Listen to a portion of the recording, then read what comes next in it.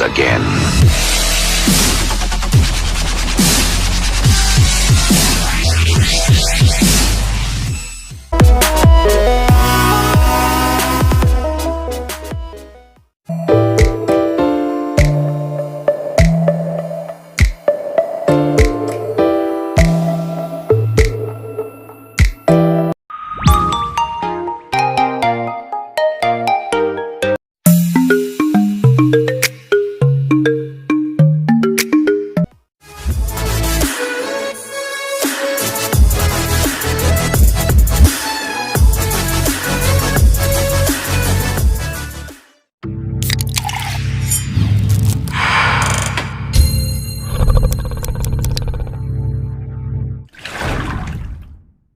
Assalamualaikum warahmatullahi wabarakatuh. Perkenalkan, nama saya Adinsyah. Saya mahasiswa jurusan Pendidikan Ekonomi, Fakultas Keguruan dan Ilmu Pendidikan Universitas Riau. Baiklah, di sini saya ingin menjelaskan materi mengenai tugas, peran, dan tanggung jawab seorang guru. Guru adalah seseorang yang mendidik, mengadakan pengajaran, memberikan bimbingan, menambahkan pelatihan fisik atau non-fisik, memberikan penilaian, dan melakukan evaluasi berkala berkaitan dengan satu ilmu atau lebih kepada seluruh peserta didik. Guru merupakan figur yang menjadi contoh dan diteladani sehingga dapat memberikan motivasi dan inspirasi bagi peserta didiknya. Untuk itu, guru memiliki peranan, tugas, serta tanggung jawab yang harus dijalankan untuk kegiatan proses pembelajaran. Yang pertama adalah tugas guru. Hakikat tugas guru adalah pekerjaan yang menjadi kewajiban seorang guru. Guru adalah figur seorang pemimpin. Guru adalah sosok arsitektur yang dapat membentuk jiwa dan watak anak didik. Guru mempunyai kekuasaan untuk membentuk dan membangun kepribadian anak didik. Menjadi seorang yang berguna bagi agama, nusa, dan bangsa. Guru bertugas mempersiapkan manusia susila yang dapat diharapkan membangun dirinya dan membangun bangsa dan negara. Dalam undang-undang, guru disebutkan bahwa pendidik profesional dengan tugas utama mendidik, mengajar, membimbing, mengarahkan, melatih, menilai, serta mengevaluasi peserta didik dalam pendidikan anak usia dini, jalur pendidikan formal, pendidikan dasar, dan menengah. Secara umum, tugas guru adalah mendidik. Dalam operasionalisasinya, mendidik adalah rangkaian proses mengajar, memberikan dorongan, memuji, menghukum, membentuk, dan membiasakan. Tugas khusus seorang guru adalah yang pertama sebagai pengajar atau instruksional, yang mana sebagai pengajar, guru bertugas merencanakan program pengajaran, melaksanakan program yang telah disusun, dan melaksanakan penilaian setelah program dilaksanakan. Yang kedua adalah sebagai pendidik atau edukator. Sebagai pendidik atau edukator, guru bertugas mengarahkan peserta didik pada tingkat kedewasaan yang kepribadian sempurna. Yang ketiga ada sebagai pemimpin atau manajerial. Sebagai pemimpin, guru bertugas memimpin dan mengendalikan diri sendiri, peserta didik, dan masyarakat yang terkait. Menyangkut upaya pengarahan, pengawasan, pengorganisasian, pengontrolan, partisipasi, dan program yang dilakukan. Adapun tugas utama seorang guru ialah yang pertama, tugas bidang profesi atau tugas profesional. Guru merupakan profesi atau jabatan yang memerlukan keahlian khusus sebagai guru. Jenis pekerjaan ini tidak dapat dilakukan oleh sembarang orang di luar bidang kependidikan. Tugas guru sebagai profesi meliputi mendidik, mengajar, dan melatih. Mendidik berarti meneruskan dan mengembangkan nilai-nilai hidup atau kepribadian. Mengajar berarti meneruskan dan mengembangkan ilmu pengetahuan dan teknologi. Sedangkan melatih berarti mengembangkan keterampilan-keterampilan pada peserta didik. Yang kedua adalah tugas guru dalam bidang kemanusiaan. Di sekolah, guru harus dapat menjadikan dirinya sebagai orang tua kedua Ia harus mampu menarik simpati sehingga ia dapat menjadi idola bagi para peserta didiknya. Pelajaran apapun yang diberikan hendaknya dapat menjadi motivasi bagi peserta didiknya dalam pembelajaran. Bila seseorang guru dalam penampilannya sudah tidak menarik, maka kegagalan yang pertama, ia tidak dapat menambahkan benih pengajarannya itu kepada peserta didiknya. Pada peserta didik akan enggan menghadapi guru yang tidak menarik. Pelajaran itu tidak dapat diserap sehingga setiap lapisan tidak dapat dimengerti. Yang ketiga adalah tugas guru dalam kemasyarakatan. Masyarakat menempatkan guru pada tempat yang lebih terhormat di lingkungannya, karena dari guru diharapkan masyarakat dapat memperoleh ilmu pengetahuan. Ini berarti bahwa guru berkewajiban mencerdaskan bangsa menuju pembentukan masyarakat Indonesia seutuhnya yang berdasarkan Pancasila. Tugas guru tidaklah terbatas di dalam masyarakat, bahkan guru pada hakikatnya merupakan komponen strategis yang memiliki peran yang penting dalam menentukan gerak maju kehidupan bangsa. Bahkan keberadaan guru memberikan faktor condition quantum yang tidak dapat mungkin tergantikan oleh komponen manapun dalam kehidupan bangsa sejak dulu. Terlebih-lebih pada era kontemporer saat ini. Keberadaan guru bagi suatu bangsa amatlah penting, apalagi bagi suatu bangsa yang sedang membangun. Terlebih-lebih bagi keberlangsungan hidup bangsa di tengah-tengah lintasan perjalanan zaman dengan teknologi yang kian canggih dan segala perubahan serta pergeseran nilai yang cenderung memberikan nuansa pada kehidupan yang menuntut ilmu dan seni dalam kadar dinamik untuk dapat mengadaptasikan diri. Semakin akurat para guru melaksanakan tugasnya, semakin terjamin tercipta dan terbinanya kesiapan dan keandalan seorang sebagai manusia pembangunan. Dengan kata lain, potret dan wajah diri bangsa di masa depan tercermin dari potret diri guru masa kini. Dan gerak maju dinamika kehidupan bangsa berbanding lurus dengan citra para guru di tengah-tengah masyarakat. Sejak dulu guru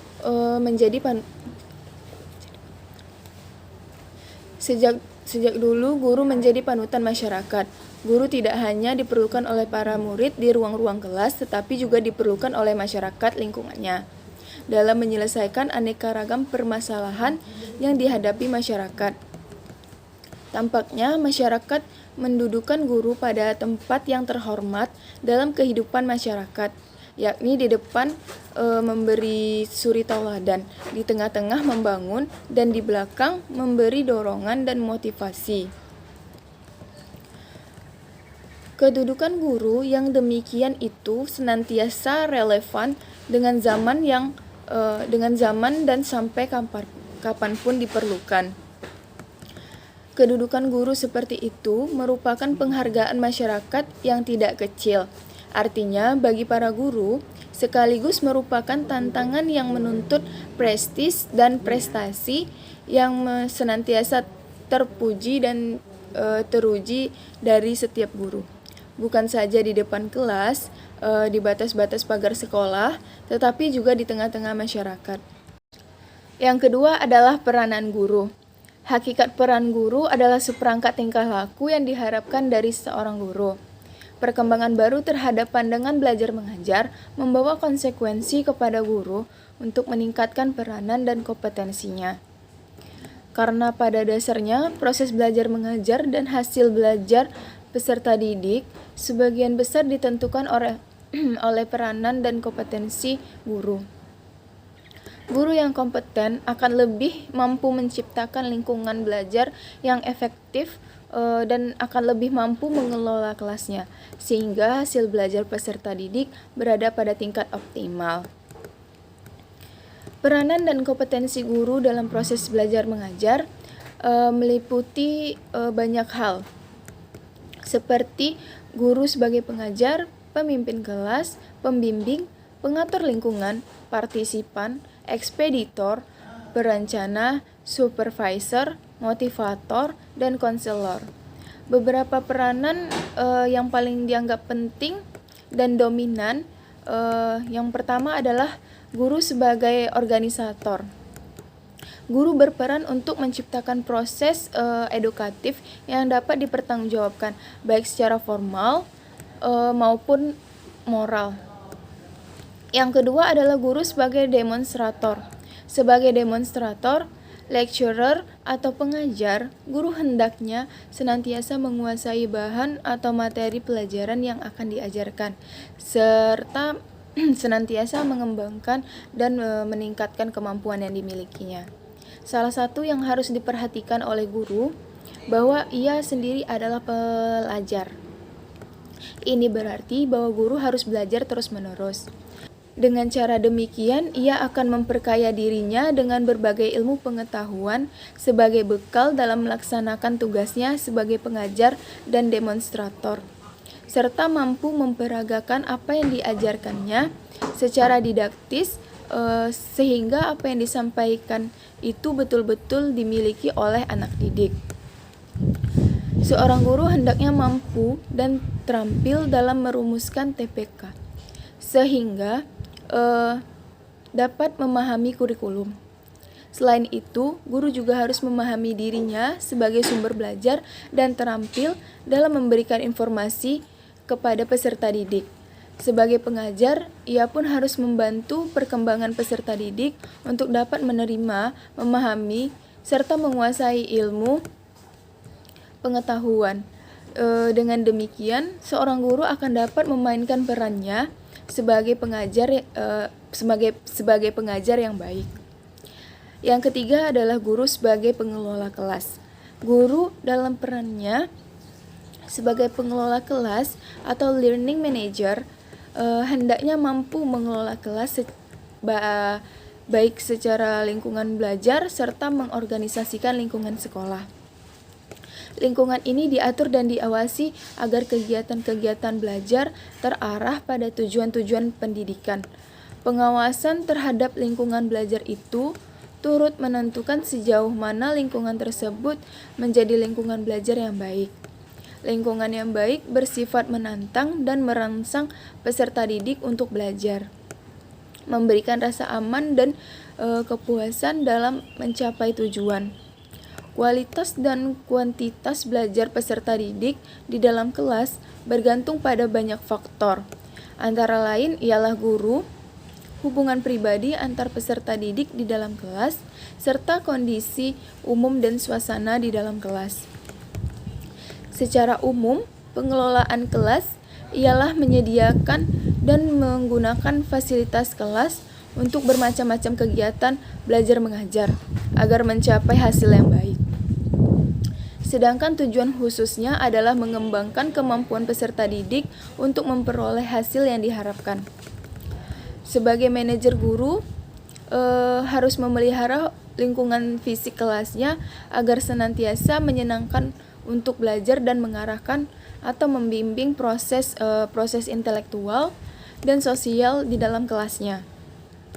Dengan demikian, guru tidak hanya memungkinkan siswa belajar, tetapi juga mengembangkan kebiasaan bekerja dan belajar secara efektif di kalangan peserta didik. Yang keempat adalah guru sebagai fasilitator. Sebagai fasilitator, guru memberikan fasilitas atau kemudahan dalam proses belajar mengajar. Yang kelima adalah guru sebagai mediator.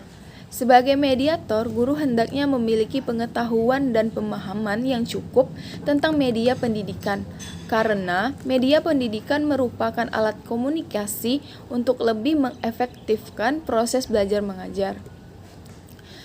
Media pendidikan merupakan dasar yang sangat diperlukan dan yang bersifat melengkapi dan merupakan bagian integral demi berhasilnya proses pendidikan dan pengajaran di sekolah.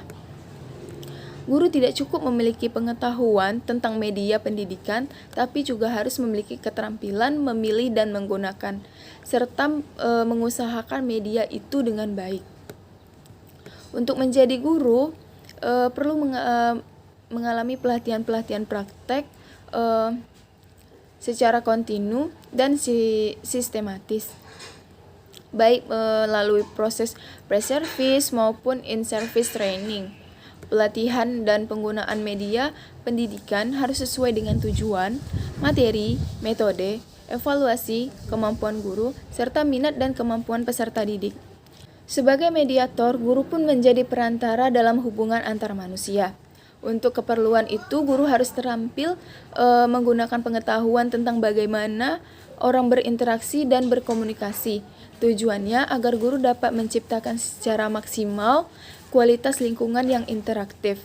Dalam hal ini, ada 3 macam kegiatan yang dapat dilakukan oleh guru, yaitu mendorong berlangsungnya tingkah laku sosial yang baik, mengembangkan gaya interaksi pribadi, dan menumbuhkan hubungan positif dengan para peserta didik.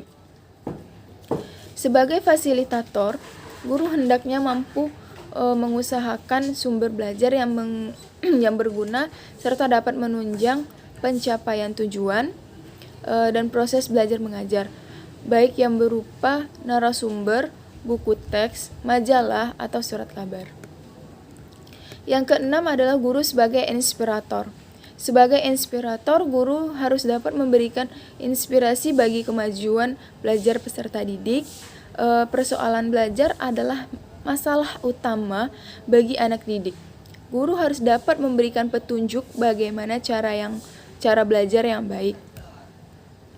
Yang ketujuh adalah guru sebagai motivator.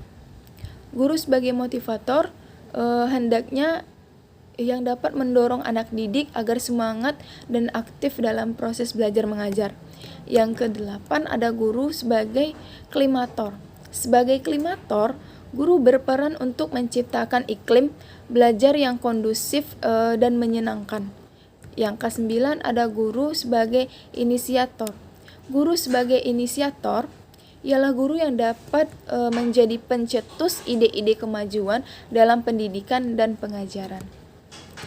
Yang ke-10 ada guru sebagai informator. Guru sebagai informator ialah guru yang dapat menjadi sumber informasi, kegiatan akademik maupun umum. Yang ke-11 adalah guru sebagai evaluator. Setiap jenis pendidikan atau bentuk pendidikan pada waktu tertentu selama masa periode pendidikan, guru selalu mengadakan evaluasi dan penilaian terhadap hasil yang telah dicapai, baik oleh pihak terdidik maupun oleh pendidik. Demikian pula dalam satu kali proses belajar mengajar, guru hendaknya menjadi seorang evaluator yang baik.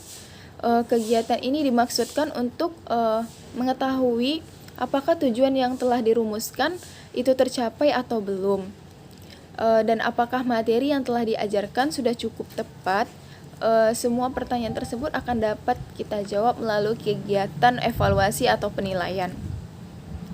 Dengan penilaian, guru dapat mengetahui keberhasilan pencapaian tujuan, penguasaan peserta didik terhadap pelajaran, serta ketepatan atau keefektifan metode mengajar.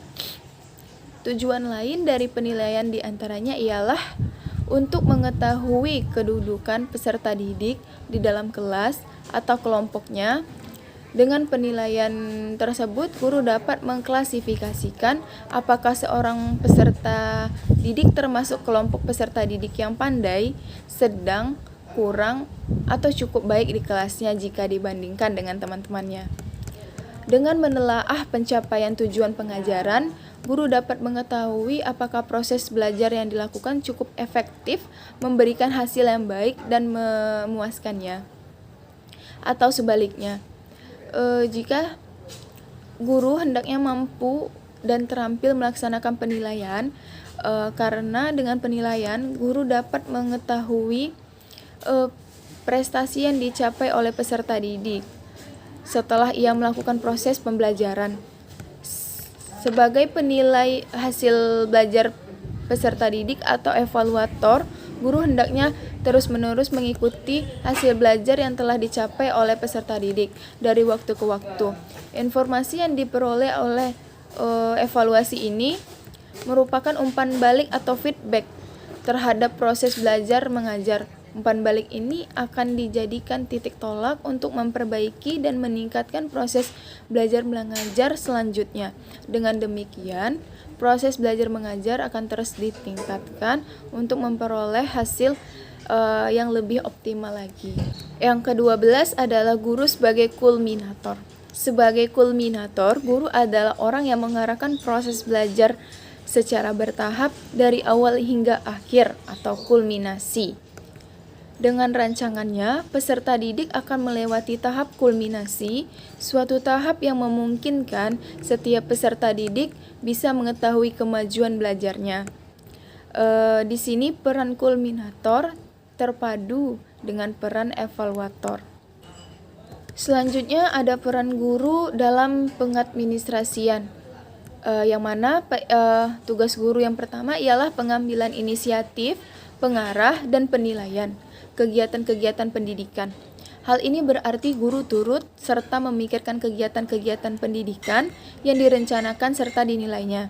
Yang kedua adalah wakil masyarakat, yang berarti dalam lingkungan sekolah guru menjadi anggota suatu masyarakat. Guru harus bisa mencerminkan suasana dan kemauan masyarakat yang baik. Yang ketiga adalah guru yang ahli dalam mata pelajaran. Guru mempertanggungjawabkan untuk mewariskan kebudayaan kepada generasi muda yang berupa pengetahuan. Yang keempat adalah penegak disiplin. Guru harus menjaga agar tercapai suatu disiplin. Yang kelima, pelaksana administrasi pendidikan. Di samping menjadi pengajar, guru pun juga bertanggung jawab atas kelancaran jalannya pendidikan dan ia harus mampu melaksanakan kegiatan-kegiatan administrasi. Yang keenam adalah pemimpin generasi muda. Masa depan generasi terletak di tangan guru. Guru berperan sebagai pemimpin mereka dalam mempersiapkan diri untuk anggota masyarakat yang dewasa. Dan yang terakhir adalah penerjemah. Penerjemah kepada masyarakat artinya guru berperan untuk menyampaikan segala perkembangan kemajuan dunia sekitar kepada masyarakat, khususnya masalah-masalah pendidikan. Selanjutnya adalah peran guru secara pribadi. Dilihat dari segi dirinya sendiri atau self-oriental, seorang guru harus berperan sebagai petugas sosial, pelajar dan ilmuwan, orang tua, pencari teladan, dan pencari keamanan. Selanjutnya adalah peran guru sebagai psikologis. Peran guru secara psikologis, guru dipandang sebagai ahli psikolog pendidikan, yaitu bertugas psikologi dalam pendidikan yang melaksanakan tugasnya atas dasar prinsip-prinsip psikologi.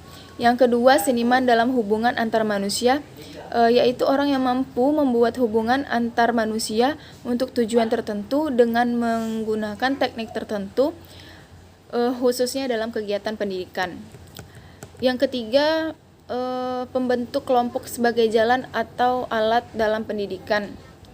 Lalu catalytic agent, yaitu yang mempunyai pengaruh dalam menimbulkan pembaruan. Sering pula peranan ini disebut sebagai inovator atau pembaru. Dan yang terakhir adalah tugas kesehatan mental atau mental health worker, yang bertanggung jawab terhadap pembinaan kesehatan mental, khususnya kesehatan mental peserta didik. Selanjutnya ada tanggung jawab guru.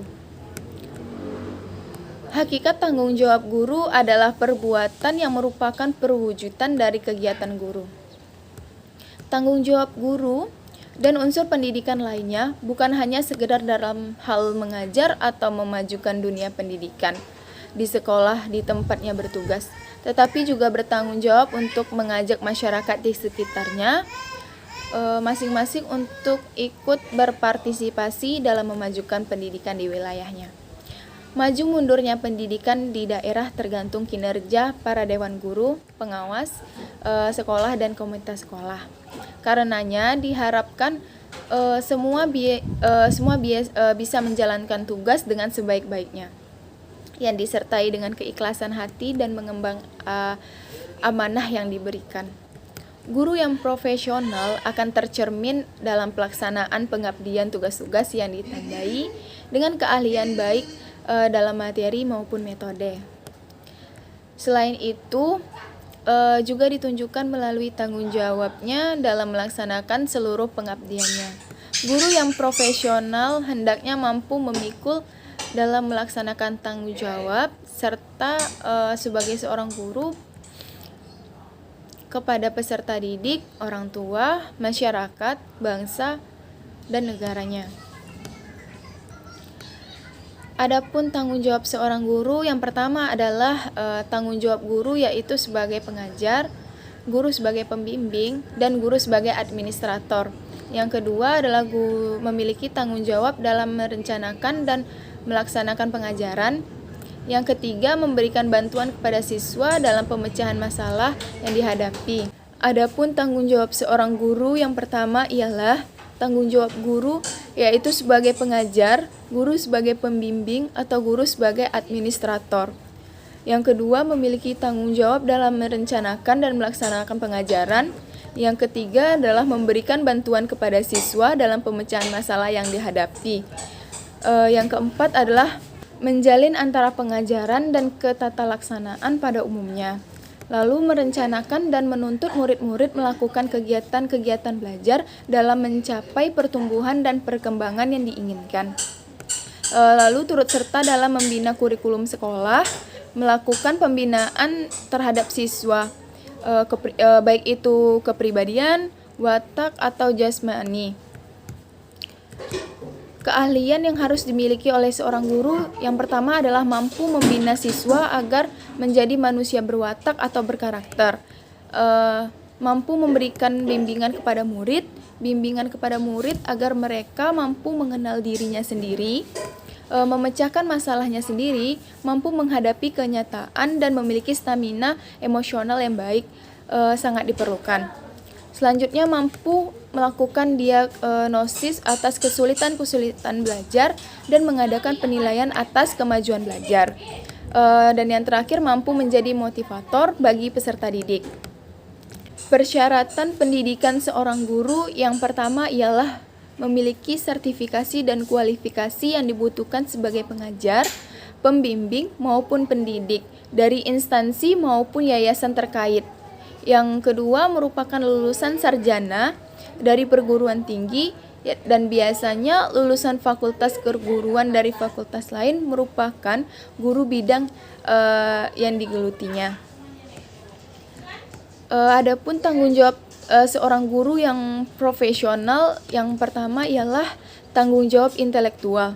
Tanggung jawab intelektual guru diwujudkan melalui penguasaan materi pembelajaran secara luas dan mendalam, yang mencakup penguasaan materi kurikulum, mata pelajaran di sekolah, dan substansi keilmuan yang menaungi materinya, serta penguasaan terhadap struktur dan metodologi keilmuannya.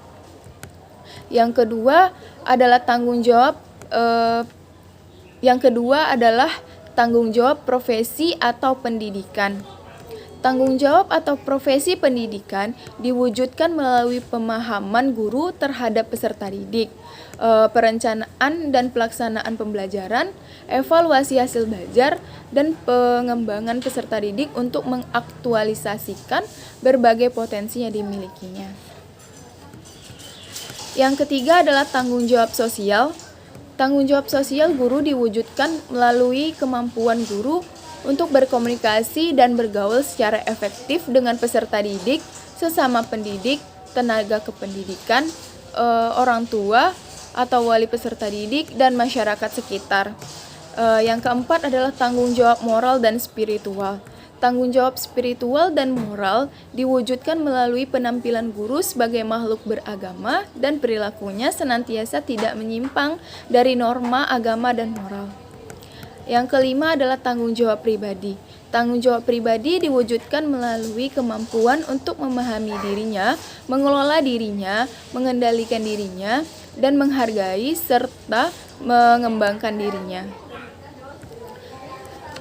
Demikianlah materi yang dapat saya sampaikan.